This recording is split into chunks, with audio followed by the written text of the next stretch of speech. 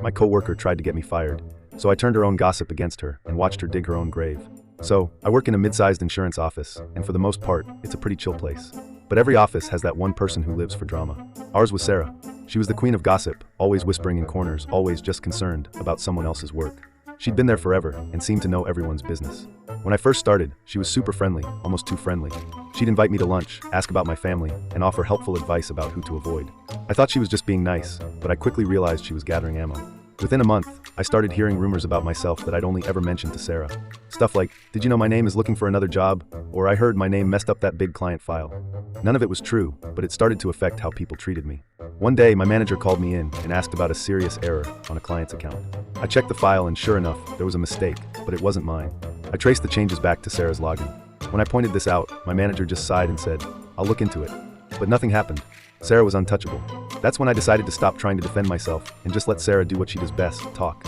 I started feeding her harmless, slightly exaggerated stories about myself.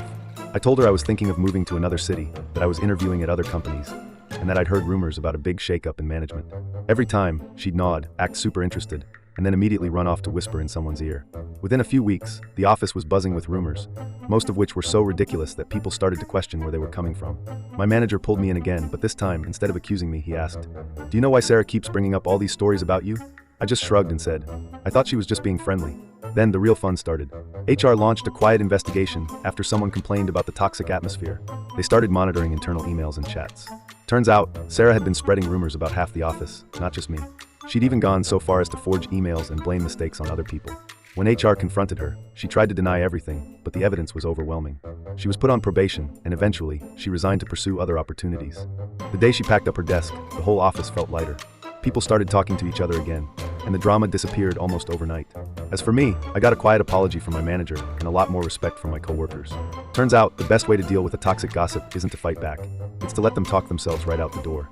So yeah, if you're ever the target of office gossip, don't sweat it. Sometimes karma just needs a little nudge and a willing audience.